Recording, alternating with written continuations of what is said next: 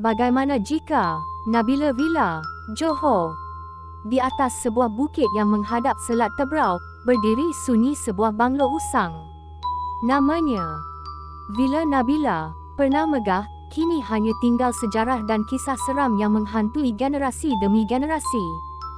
Kisah paling dikenali, seorang anak gadis bernama Nabila dibunuh oleh pembantu rumah yang tamak. Mayatnya disorokkan dalam dinding rumah. Versi lain kata seluruh keluarganya dibunuh. Sejak itu, rumah ini menjadi tempat roh tidak tenang berlega-lega, memanggil, menunggu. Malam-malam tertentu, penduduk sekitar terdengar suara tangisan. Ada pula yang melihat lampu menyala sendiri, dan bayang-bayang berjalan di jendela, walaupun rumah itu tiada bekalan elektrik. Tahun 2013, negara digemparkan, dikatakan seramai 23 remaja hilang selepas masuk ke Villa Nabila. Media melaporkan secara besar-besaran. Polis pun turun. Akhirnya mereka ditemui, tetapi kisah ini mengukuhkan kedudukan Villa Nabila sebagai lokasi paling misteri di Malaysia. Beberapa tahun selepas itu, sebuah syarikat cuba merobohkan banglo ini. Tapi setiap kali jentera masuk, pasti rosak. Ada yang tenggelam dalam tanah. Ada yang mesinnya mati begitu saja. Seolah-olah ada sesuatu yang tidak membenarkan rumah itu diusik. Seorang pekerja mendakwa melihat kelibat wanita berdiri di tangga. Ada yang jatuh sakit selepas pulang dari tapak binaan. Malah, alat ukur tanah tunjuk bacaan ganjil, kosong.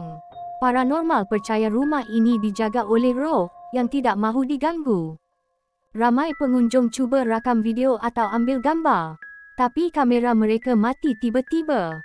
Telefon hilang signal. Gambar jadi kabur dan ada muka tambahan yang muncul. Bukan semua yang berani datang akan pulang dengan tenang. Satu kisah menyeramkan, ada pengunjung melihat wajah seorang budak muncul perlahan-lahan dari celah retakan dinding. Matanya seolah-olah meminta tolong, tapi tidak bersuara. Dinding itu kini menjadi salah satu tempat paling digeruni dalam rumah itu. Tahun 2015, filem Villa Nabila ditayangkan, gabungan dokumentari dan kisah benar. Namun filem itu hanya menyentuh permukaan. Apa yang berlaku dalam banglo sebenar, lebih dalam, lebih gelap, dan masih hidup hingga hari ini. Ada yang percaya, Nabila masih di sana. Bukan sebagai hantu biasa, tapi sebagai penjaga. Dia tidak mahu rumah terakhirnya dihancurkan. Dia menunggu sesiapa yang berani masuk, untuk mencabar, atau untuk kekal di situ.